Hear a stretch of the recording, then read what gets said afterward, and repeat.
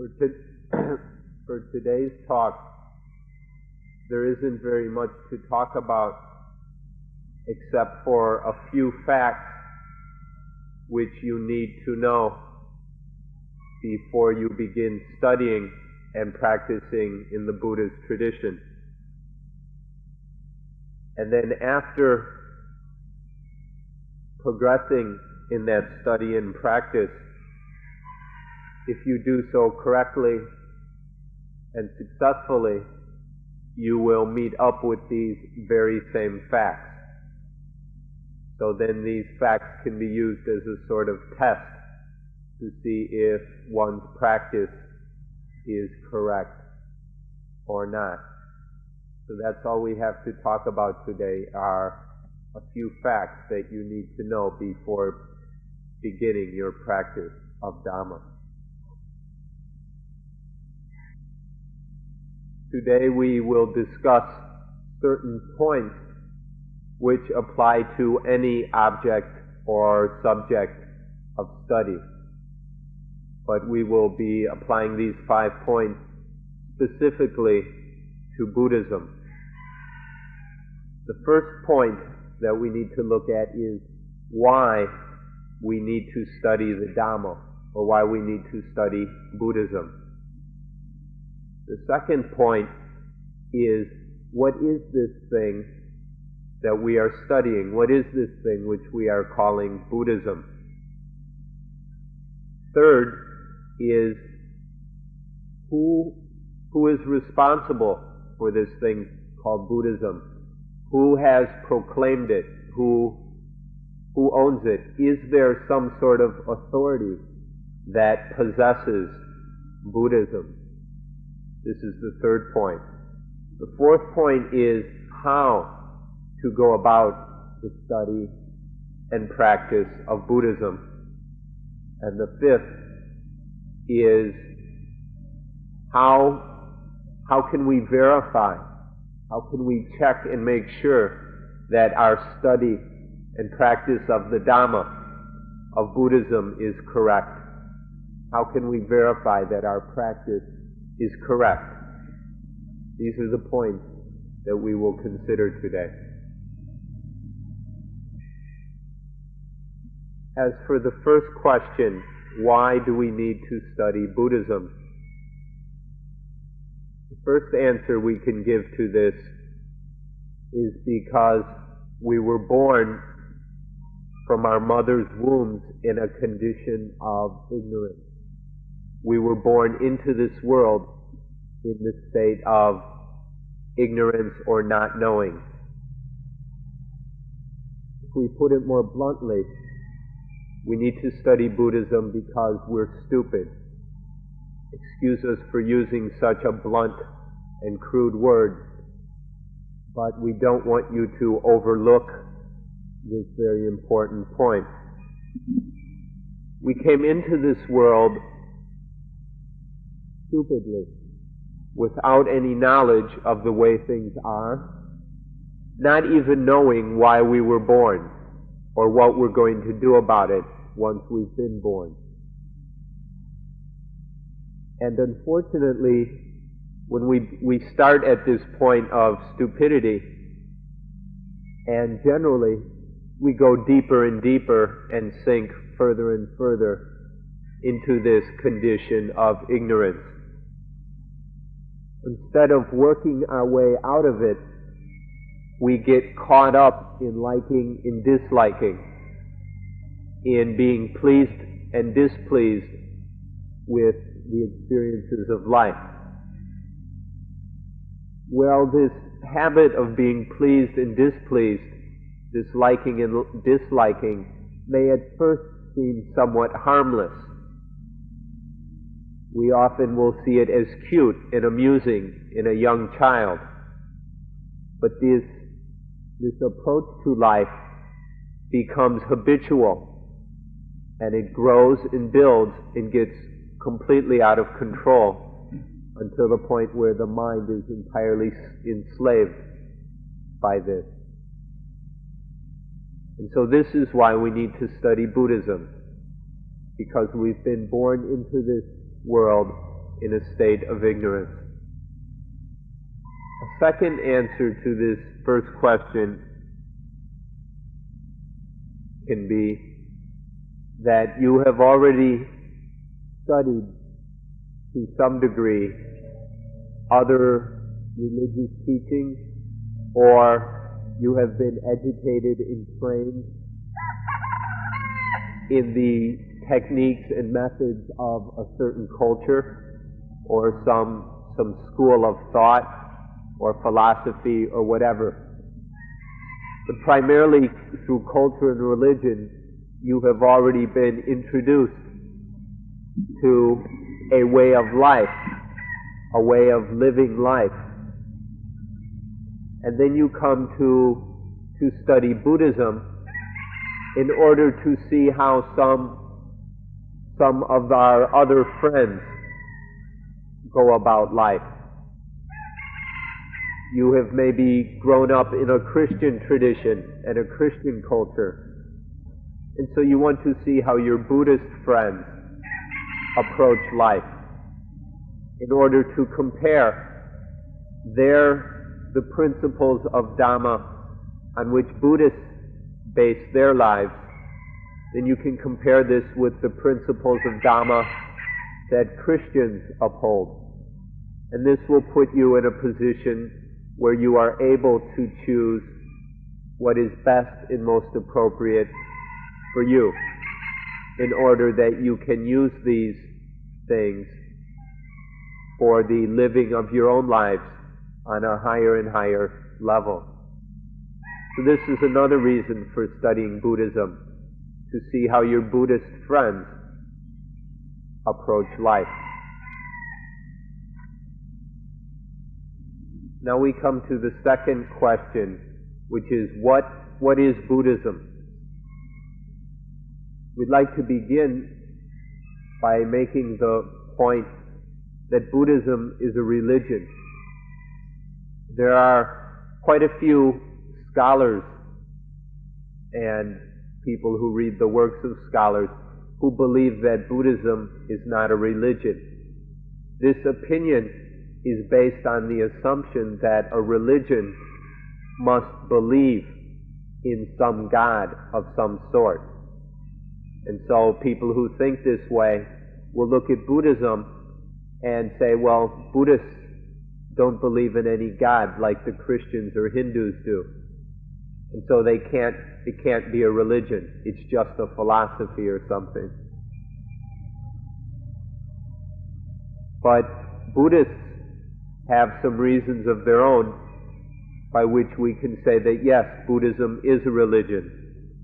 If you insist that a religion must have some sort of God, then Buddhists will tell you that Buddhism does have a God, but it is not a personal kind of God as conceived of by the theistic religions.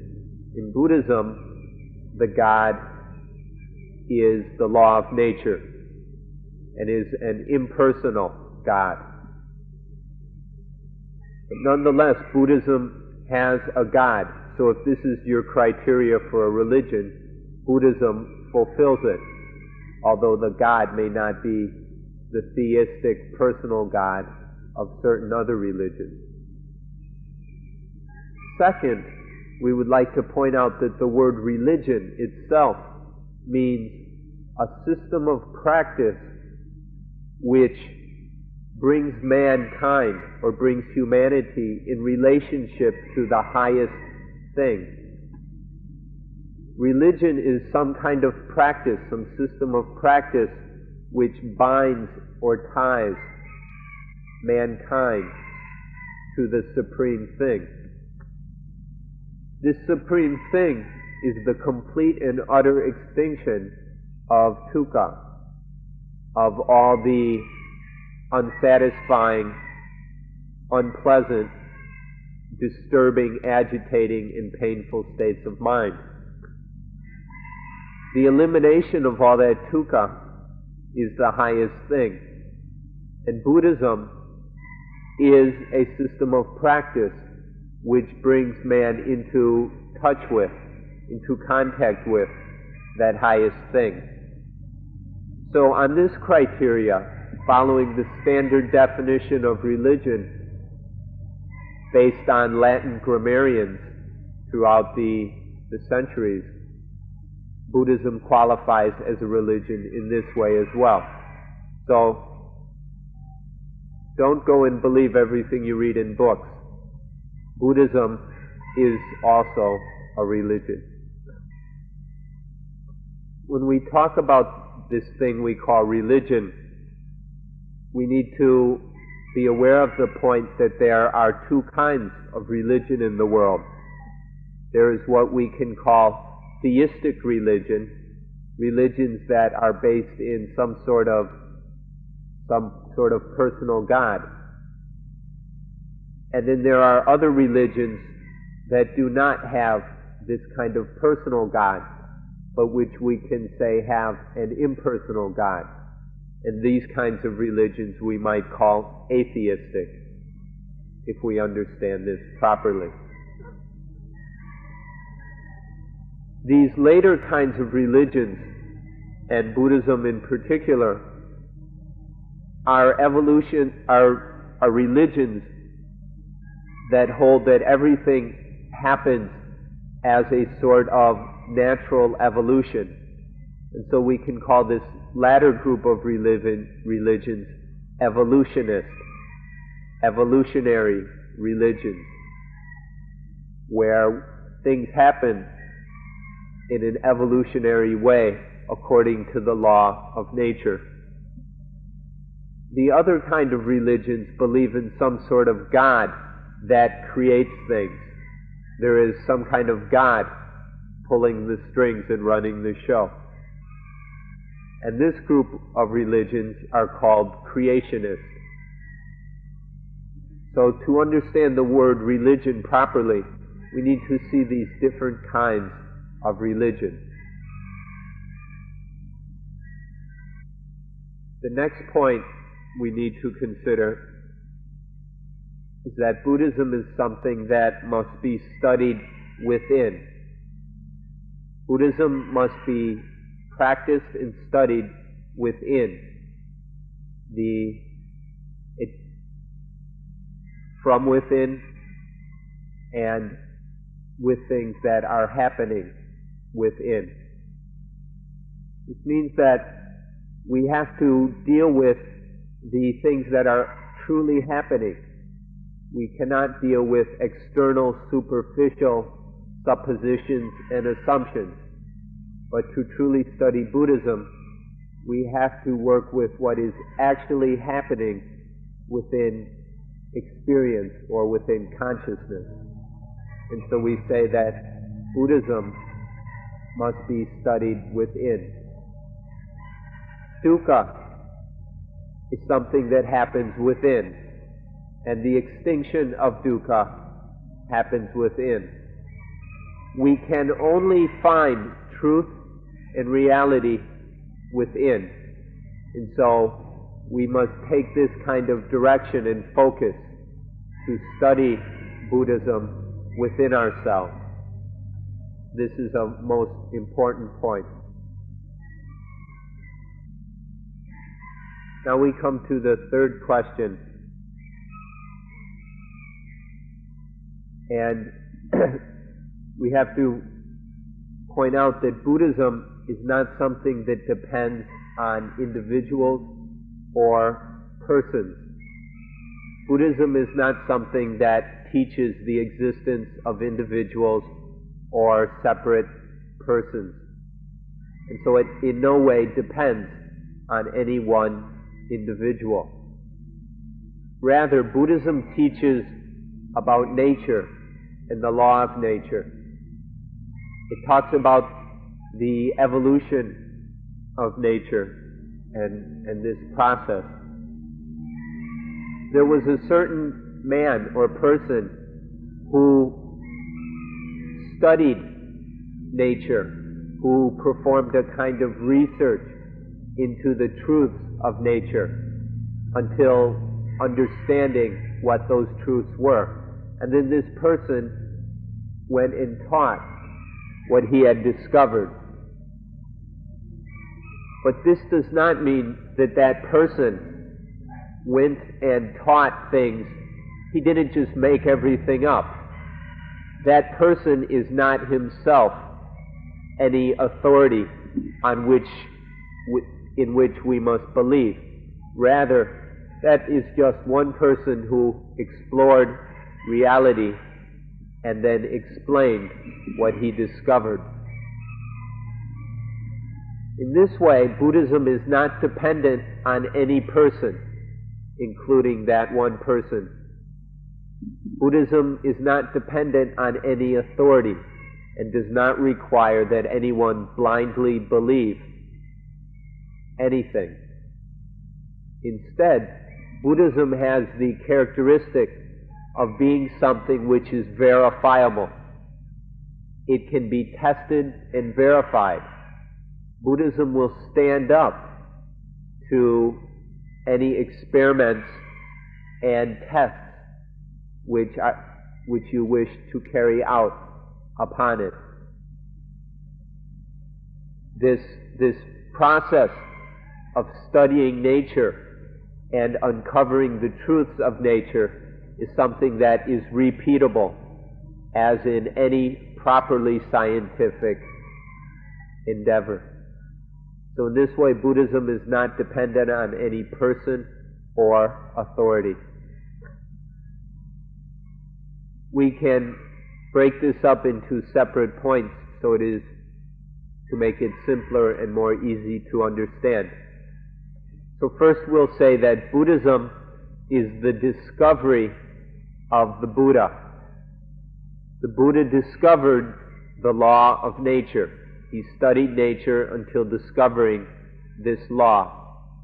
And then after discovering it, he taught it. So Buddhism is the discovery of the Buddha regarding the law of nature as is relevant to the elimination of dukkha.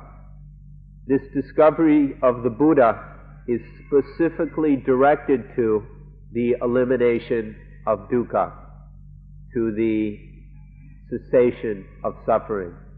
So this is what Buddhism is, the discovery of the Buddha.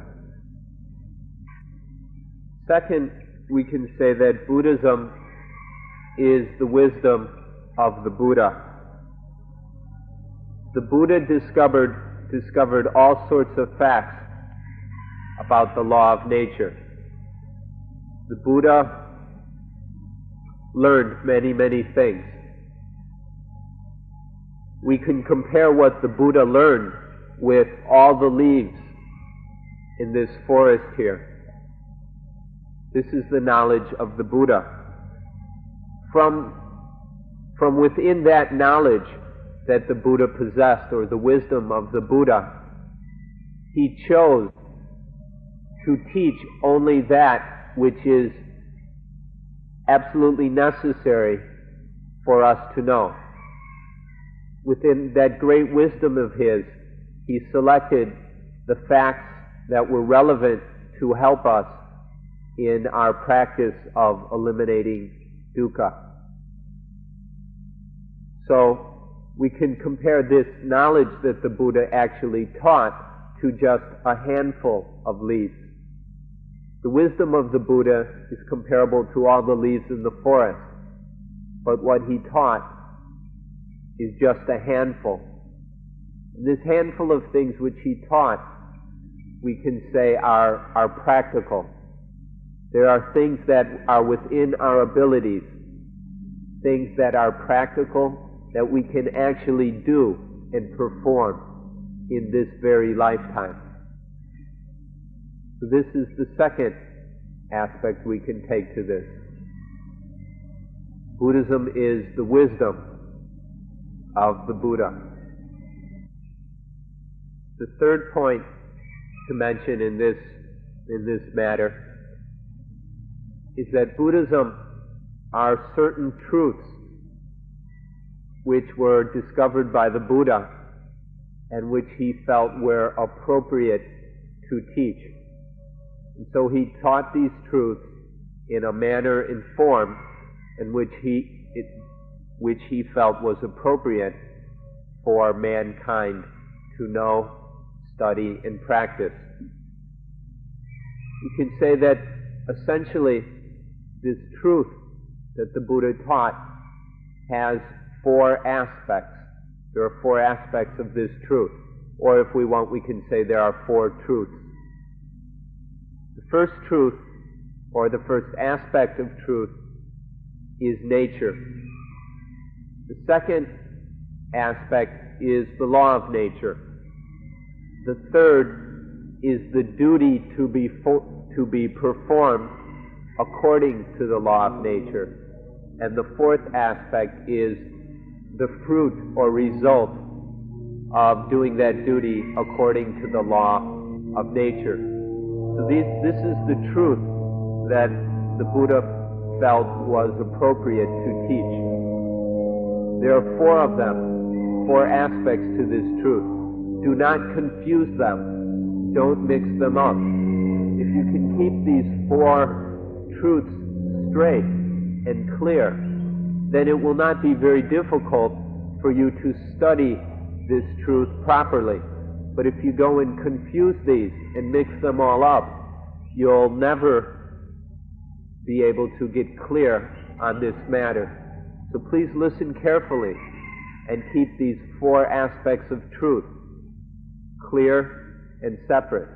There is nature, the law of nature, the duty according to the law of nature, and the fruit of that duty according to the law of nature.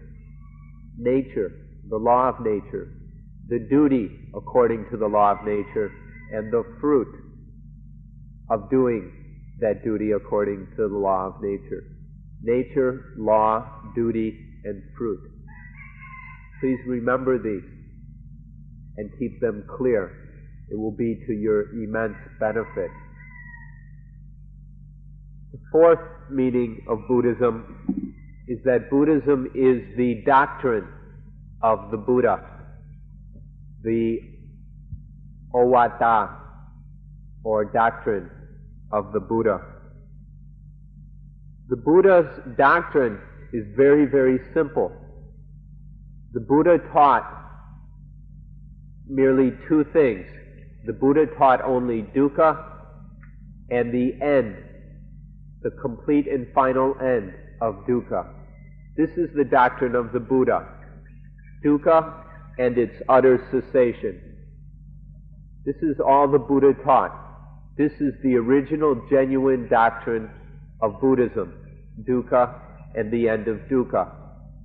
But since the Buddha's time, there have been many, many additions, different schools, teachers, meditation centers, and things sprouting up all over Asia and now in the West as well, that are adding things on, that are tacking a lot of unnecessary things onto Buddhism. The original genuine doctrine of Buddhism is merely dukkha and the end of dukkha. And that's all that is necessary.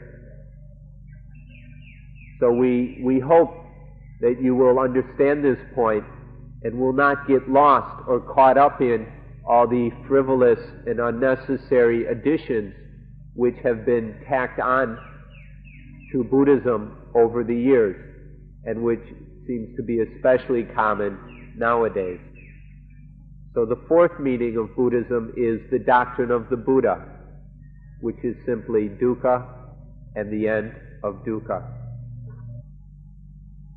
The fifth meaning of Buddhism is that Buddhism is the Buddha's way of life, the Buddha's way of living. And the essential characteristic of this way of living is to be in the middle, to be centered, to be in the middle. When we say in the middle of what? It is to be in the middle of all, or to be centered between all the pairs of opposites. For instance, Buddhism is to be balanced between, or centered between, positive and negative. There are certain famous European scholars who claim that Buddhism is negative or pessimistic. And then on the other hand, there are other scholars who argue that Buddhism is positive or optimistic. They're all wrong. Buddhism is neither negative or positive, neither optimistic or pessimistic. Rather, Buddhism is balanced. It is centered between these extremes of positivism and negativism. Buddhism is in the middle. It's in the middle of all the pairs of opposites between hot and cold, getting and losing, rich and poor, happy and sad, male and female, good and bad. Buddhism is balanced between all these pairs of opposites, between all these dualisms, between all these extremes and polarities. Buddhism is a state of ordinariness, which is in the middle of all these extremes. So in Buddhism, there is neither highs nor lows. There is neither being inflated or being deflated, being puffed up or wilting. Buddhism is none of these extremes, but it is a cool state of ordinariness, which is in the middle. This is the Buddha's way of life.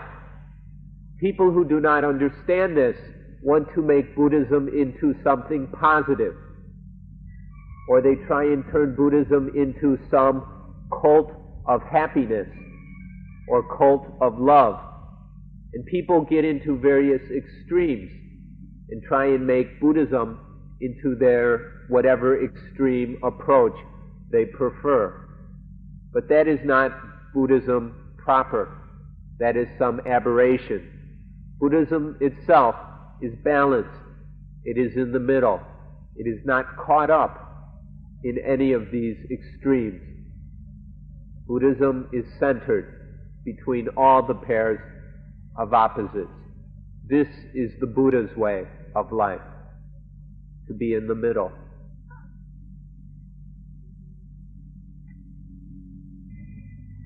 The sixth point we need to make is that Buddhism is the religion of intellectual freedom. In Buddhism, you are free to believe what you wish. Buddhism has no system of dogmas which are forced upon you. You do not have to believe any of these things. Instead, Buddhism leaves it up to the mindfulness and wisdom of each person to see what is actually the truth. The Buddha himself said that you should not believe even the Buddha.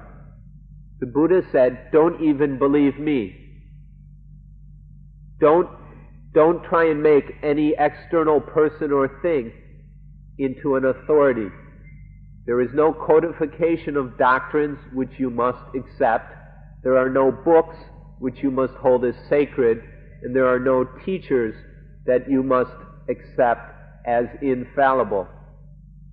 Rather, you use your own mindfulness and wisdom to see which of the teachings will actually work. And when we say work, we mean what will be useful and successful in the elimination of dukkha. This is something you can see for yourself. Anything that works, anything that will eliminate dukkha, that is right. And so you do not have to rely on any authority. You can experience Buddhism yourself and know what is true Buddhism through your own experience. You can verify it. Anything that is truly Buddhism will be something that will eliminate dukkha. So Buddhism is this intellectual freedom. It is the religion of intellectual freedom. It does not demand that you believe anything. And this makes Buddhism unique among all the different religions and sects, because any true form of Buddhism will not demand that you believe anything.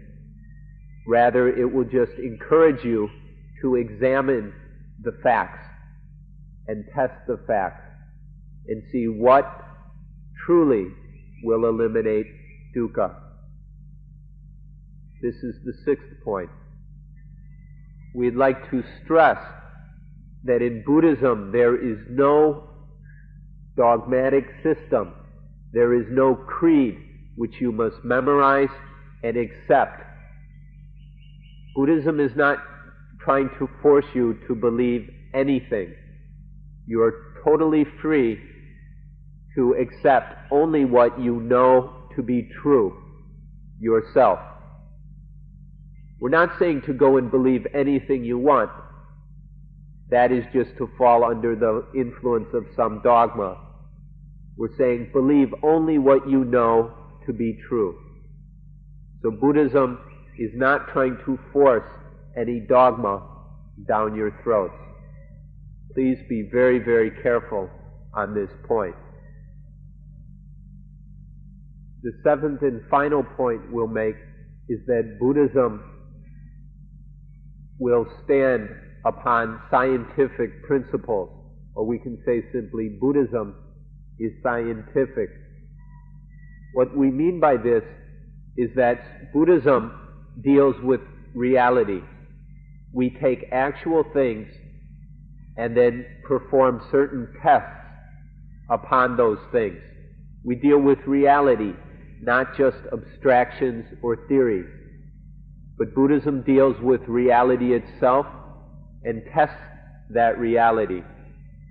And everything taught in Buddhism can be tested and verified. This is what we mean when we say Buddhism is scientific, or it is based in scientific principles. With this scientific orientation to Buddhism, let us emphasize you are not required to believe anything. A truly scientific approach or spirit does not accept anything on the basis of belief alone. Rather, we will take whatever is being discussed, work with it, experiment with it, until we can verify what the truths of that thing are. And so this is what Buddhism does. We feel that someday, when the world and when the education systems in the world have truly progressed scientifically, when what is taught in our schools is based purely on scientific principles rather than on emotions and selfishness, then this will be something that will be very easy for everyone to understand. Unfortunately, nowadays, although science itself has progressed very far, the average person has a very naive faith in science. Most of us don't really understand what the scientists are talking about, but we still very ignorantly believe everything they're telling us, rather than going and verifying things for ourselves. In Buddhism, it is essential to do that activity or duty of self-verification.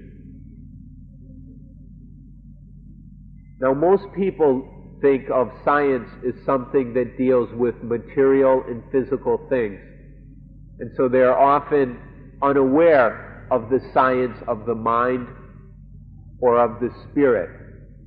But Buddhism is essentially this later kind of science, the science of the mind and the science of the spirit.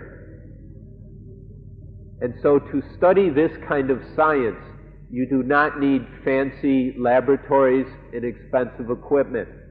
You've got everything you need right here. And so this is the seventh aspect of Buddhism which we want to point out to you. It is scientific. It deals with real things, and we study and experiment with those real things until we discover the truth for ourselves. And in this way, we do not have to uphold any dogmas. We do not have to be dependent on faith or on any external authority. So Buddhism, in the end, is the highest kind of science, a science that you personally can verify in the mind and of the spirit. So on this point, we encourage you. We would, even to do more than that, we would like to push you to study the truths that we call the Ariya Satya, the Four Noble Truths.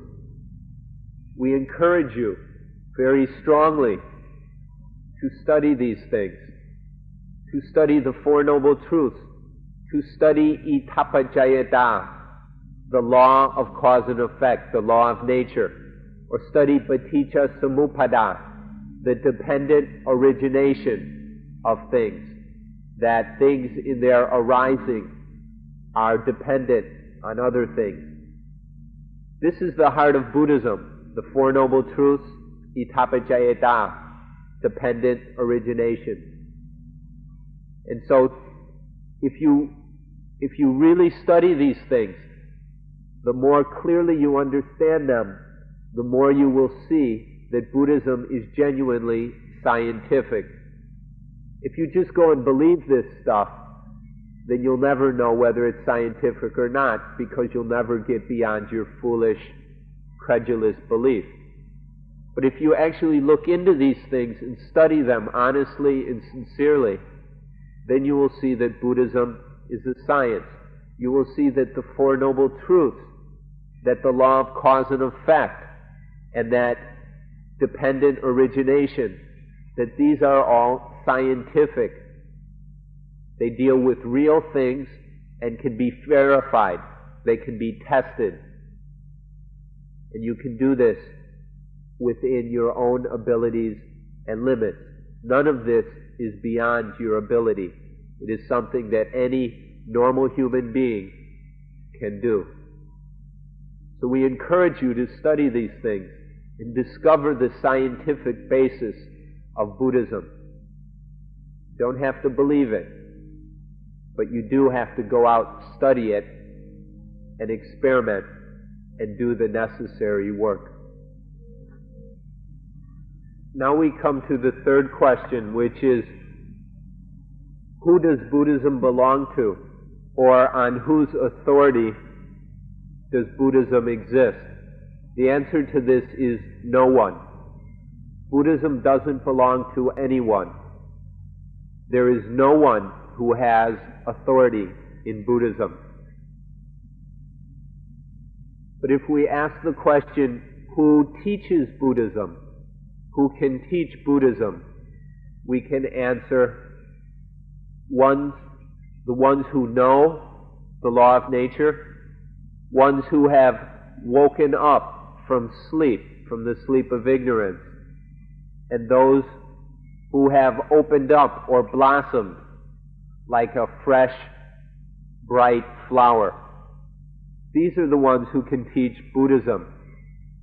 Anyone who knows, is awake, and has opened forth can teach Buddhism.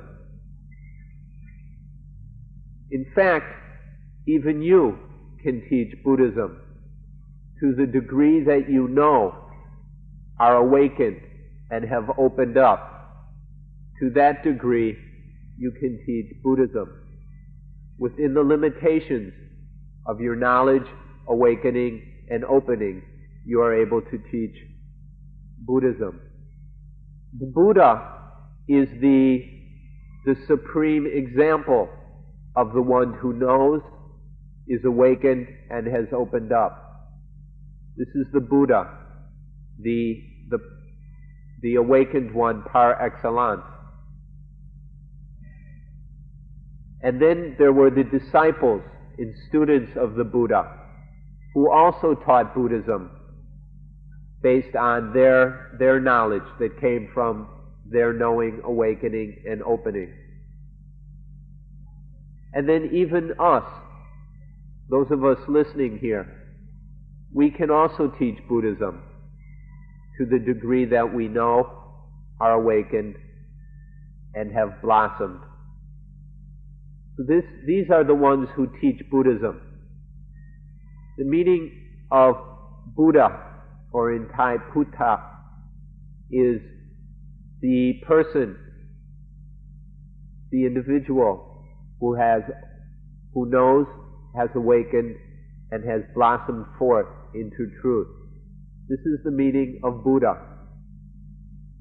There's the Buddha who has opened up completely. And then there are the little Buddhas whose awakening and knowledge is only partial. Whether the perfect Buddha or a little Buddha, one is capable of teaching Buddhism. And so when we talk about the authority in Buddhism, we must say that there is no one who is an authority. There is just nature in the law of nature. But anyone who has knowledge of the law of nature, who has awakened to the law of nature, and who has opened up to the law of nature, that one is able to teach Buddhism. Now we come to the next question, which is, how do we practice this thing called Buddhism? How do we do it? How do we do Buddhism? The answer is to develop, to produce, to give rise to the truths which we mentioned earlier. In Pali there is the word pavana, which means to develop or to produce, to make happen. Make these truths happen within the mind. Develop the mind. Use various techniques which are available to train and develop the mind. Develop certain faculties and skills of the mind which are useful in order to give rise to this truth, so that the mind sees this truth clearly. We'll remind you that the truths we're talking about are nature, the truth of nature, the truth of the law of nature, the duty according to the law of nature, and the fruit of that duty according to the law of nature. As these truths develop, when the mind sees into and realizes these truths more and more deeply, whatever development of the mind is bringing this about, that is the practice of Buddhism. Buddhism is essentially giving rise to these truths in the mind. This is something you can verify for yourself. There's a lot of information going around in the world these days. Some of it is supposedly Buddhism. Some of it is supposedly some other kind of spiritual practice. But unfortunately, much of that information is wrong.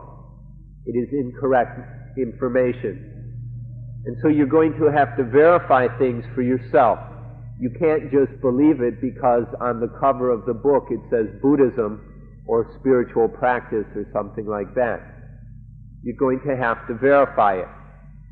The way to verify this is, if one's practice is correct, then certain things will happen.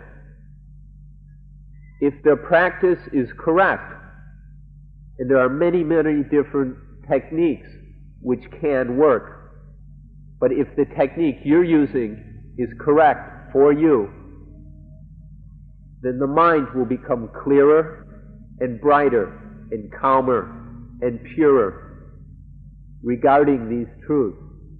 The mind will be clearer about, it will have less doubt and more realization of these truths of nature, the law of nature, the duty according to the law of nature, and the fruits, the result of that duty.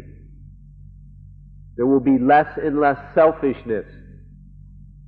The defilements, the mental defilements of greed, anger,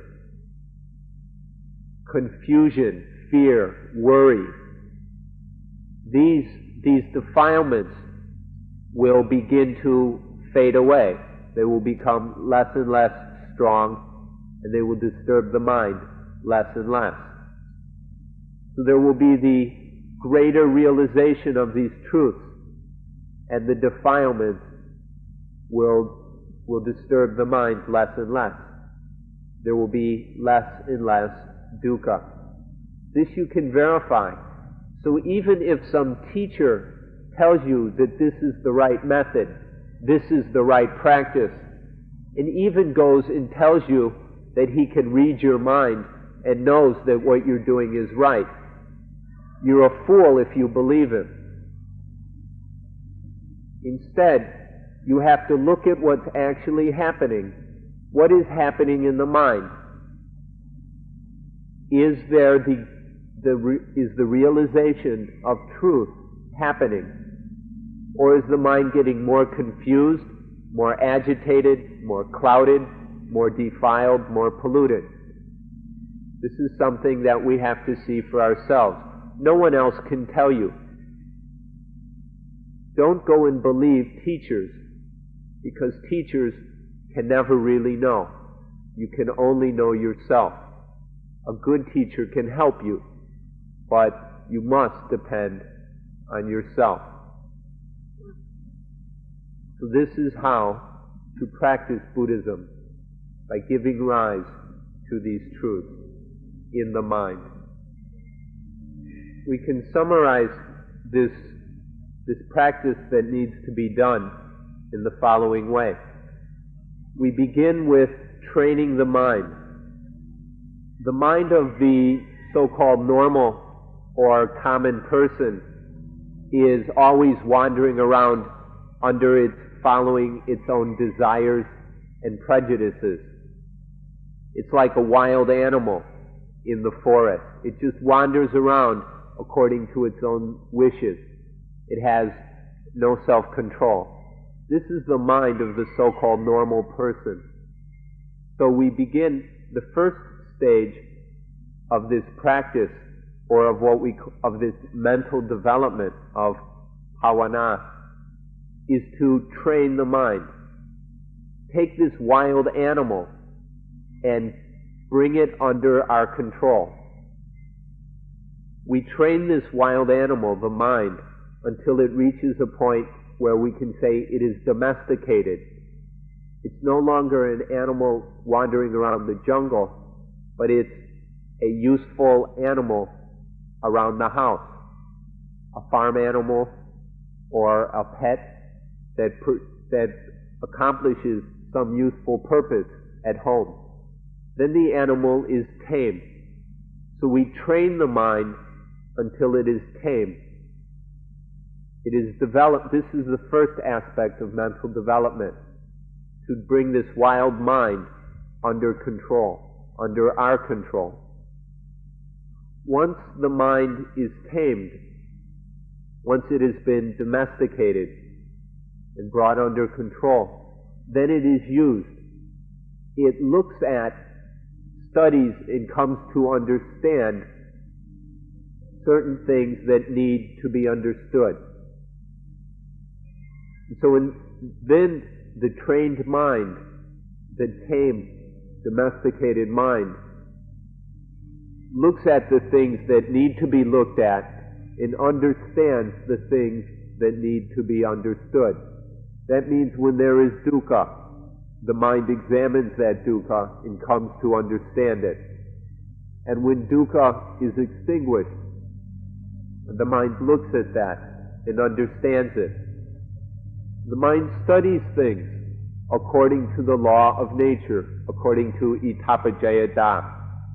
It sees how paticca samuppada, the law of dependent origination, how everything happens because of a cause, and that these causes form a series of interrelated arisings. This can all be studied using the mind that has been trained. This is the second stage of mental development. The first stage can be called samatha, or tranquility practice. The second stage can be called vipassana practice. Now, this word vipassana is nowadays very popular, but it is often used incorrectly. And some people think that they can go ahead and do this vipassana practice with a mind that has not been adequately trained. And that may be very, very difficult to do. So the proper practice of Buddhism begins with samatha, this taming of the mind. And then, when the mind is sufficiently trained, then we can begin the practice that is called vipassana.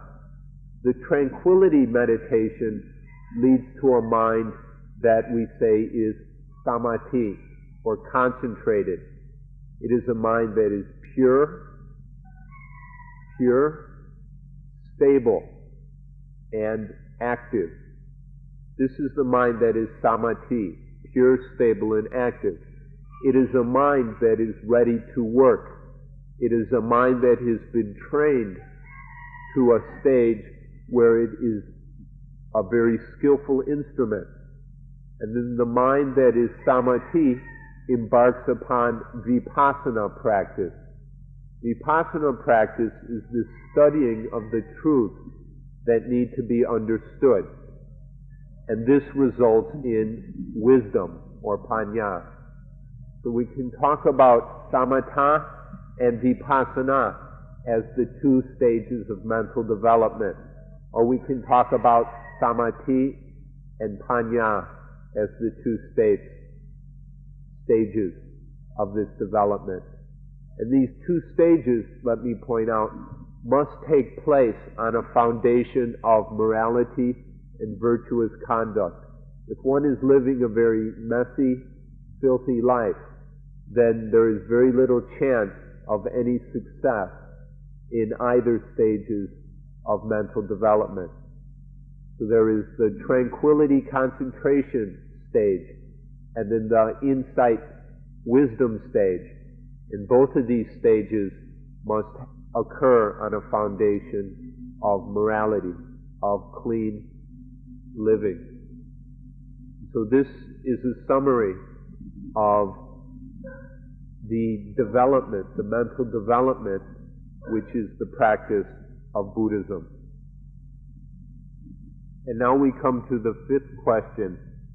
What is the result? What is the final goal of Buddhism? There is no other goal in Buddhism other than the extinction of dukkha. There's nothing but the elimination of unsatisfactoriness, of suffering, of mental fear, worry, anger, pain, despair, anguish. This is the elimination of this dukkha. This is the only goal of Buddhism. There is no other goal. And this is a goal that you will know for yourself whether it has been successfully reached or not. Nowadays, there are teachers who are telling their students that they have either finished or not. This is meaningless. A teacher cannot tell you. There are even some charlatans who are passing out certificates and diplomas saying that so-and-so is an enlightened being. This is meaningless. Just because you have taken part in some ritual or ceremony, because you're given a certain color robe, or certain beads, or hats, or medallions, or whatever, these are just externals which do not in any way signify that the final goal of Buddhism has been reached. The only way to know is through observing the mind. If there is any dukkha left, then the final goal has not been reached. No matter what ceremonies you've been through, no matter how many retreats you've attended, no matter what books you've read or certificates you've been given. But even if you've done no retreats and your teacher still says you're an idiot, if there is no dukkha remaining, then the final goal has been reached. So this is a general explanation of the final goal.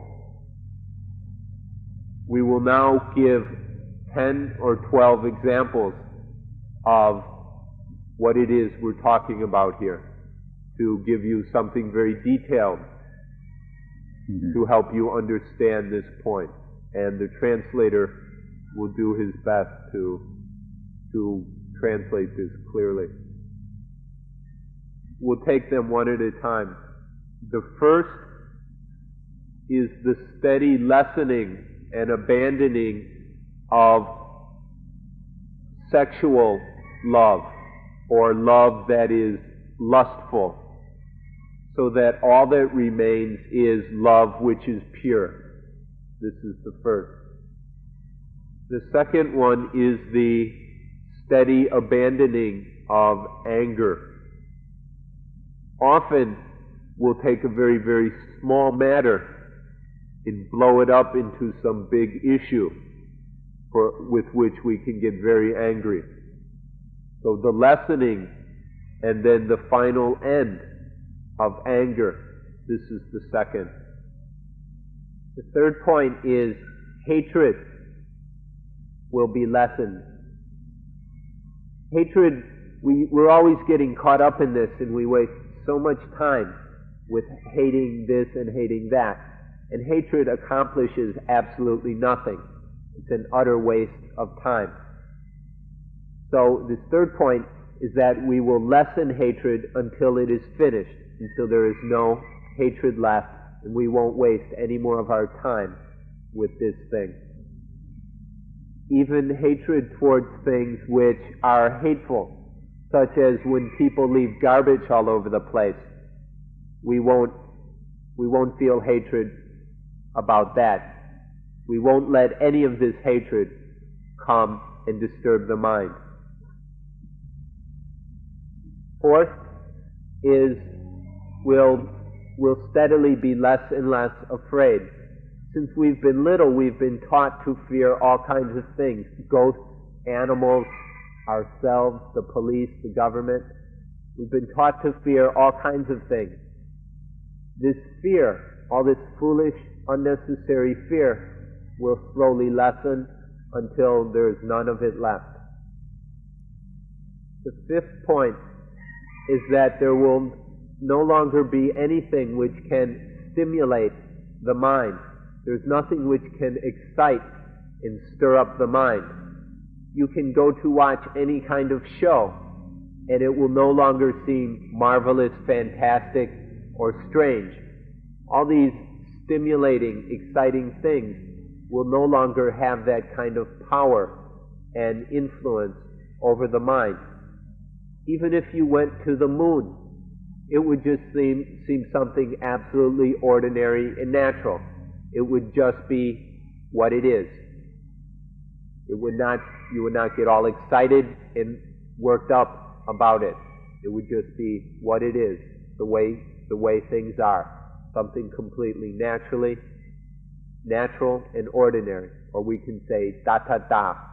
It's just thus, just such, just the such way it is. The sixth point is there will be less and less anxious thinking, less and less anxiety. We all tend to get caught up in a kind of thinking about something which is very anxious. The mind is stirred up and worried about something, and so it goes on and on and on and on, thinking about something. This kind of thinking is very hot, very disturbing. There is absolutely no peace involved in this kind of anxious thinking. And so this will steadily be abandoned until there is no more of this anxious thinking left to disturb the mind. Number 6 was something, this anxious thinking is related to the future. Number 7 is its counterpart related to the past. So there will be no more kind of sentimental, melancholy missing of things which have passed away. The past is gone. We often get caught up in thinking about things which have happened, about people we have known, or maybe a wife that has left us, or a boyfriend who has left us, or a puppy that died, or some possession of ours which was stolen. We no longer get caught up in this thinking about past things, this kind of thought, the missing, the aches and sentimental pains of missing things which have occurred in the past. This slows down and then ends. Is the lessening of envy. We often stir ourselves up and burn ourselves with envy of other people. They have something we want, or they're more skillful, or more intelligent, or more beautiful, or who knows what. We make some kind of assumptions about them and are envious of what they have or what they are. This doesn't hurt that other person in the least bit. They're just going along doing what they're doing. But this envy disturbs us to an incredible degree. It keeps us from sleeping at night. It interferes with our natural state of peace and coolness.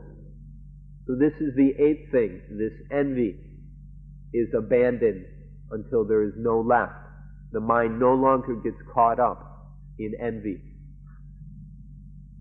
The next one is to look down on others, to have a disparaging and insulting attitude towards others, where we raise ourselves up and look down at others and say that they're worse than us, or they're more stupid than us, or whatever, that somehow they're inferior to us. This is the 9th thing. It will fade away until none of it is left. The 10th one is that we stop criticizing others. We stop getting into a kind of critical arguing. We stop getting into fights with other people. The Buddha himself made very much of this point. He said that the Tathagata, which is how he referred to himself, never says a word which is critical or disparaging of others. The Buddha did not go around saying, you're wrong, he's wrong, I'm right. What the Buddha said instead was that this is how I see it. You may say things differently, but this is the way I see it. He would very forthrightly explain how he saw things in his understanding. And he would do that without any reservations. But he did not do the very defiled act of insulting others, of saying they were wrong, and of criticizing them directly. He did not get into arguments of that sort. For example, the Buddha was often in situations where he was speaking to people in India who believed in the typical views of Brahmanism. Everybody at that time believed in some heavens and hells which existed separate from this world, and which after death the mind or body or whatever would transmigrate the soul the Atman would transmigrate to those places. The Buddha would say, okay, you believe in these heavens and hells. We don't. We believe in the heaven and hell which exists here in this body, at the eyes, ears, nose, tongue, body, and mind. Our understanding of heaven and hell is here at the eyes, ears, tongue, nose, body, and mind. This is how the Buddha spoke. He didn't accuse the other people of being wrong. He just stated what he saw to be right. So this tendency of ours to accuse others of being wrong, of getting caught up in this criticism of others, this defilement will lessen both our speaking in such a filthy way, and also our thinking in this way will lessen until it disappears. Forgive us, but we will raise a very striking example of this point. This getting into fights and arguments and disagreements. Jesus Christ, in various places in the Christian scriptures, is recorded to have gotten into sometimes violent disagreements with certain of the people at that time. And we can see what kind of enemies that this kind of behavior will create. Now, we see that Christ, unfortunately, only had a few years, maybe 3 or 4 years, in which to teach. And so sometimes it's not easy to compare what he did with the Buddha. But in this point, we can see very clearly that sometimes Christ found it necessary to argue or to get in violent disagreements with others, to directly criticize what they were doing. The Buddha, on the other hand, never did this. He felt that to do so would needlessly cause enmity and create enemies, which he felt was unnecessary. So the Buddha very strongly emphasized that this is something that should never be done. And so even we can see that this example, that the Buddha in all his many, many years of teaching would never tell the other side that they were wrong in order to get into some kind of argument or something. But the Buddha would essentially just say, this is the way things are, and would proclaim the truth as he saw it. The 11th is possessiveness, where we cling to something so much as ours that it causes all kinds of problems. The primary example of possessiveness is between husbands and wives. Some husbands are so possessive of their wives that they get very, very upset if their wife goes anywhere without them or talks to another man. And the same thing happens with many women. If their husband comes home late from work, because of their possessiveness, they're very, very distraught and upset because they're worried that their husband is off with someone else. This kind of possessiveness causes all kinds of pain and anguish to many, many people. But if the practice of Buddhism is progressing, this possessiveness will slowly disappear, or maybe quickly disappear, but it will disappear. The last example is that we start letting go of our inability to see tathata. Tathata is to see reality, to see the way things are, to see the suchness of things. Everything is just such. They're not this way or that way, but they're just the thusness or suchness of that thing. Everything is tathata. Our inability to see things as the way they are gets us caught up in ignorance and misunderstanding.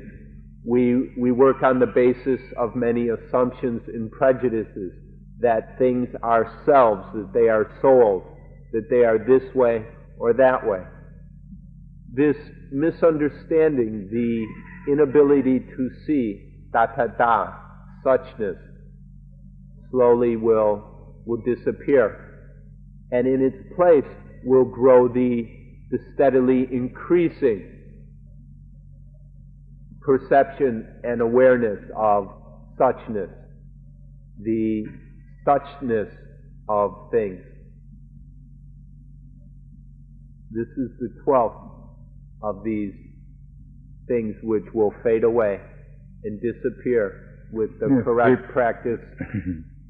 So these are the 12 things that will lessen and disappear if your practice of Buddhism is correct. So please remember these things, memorize them.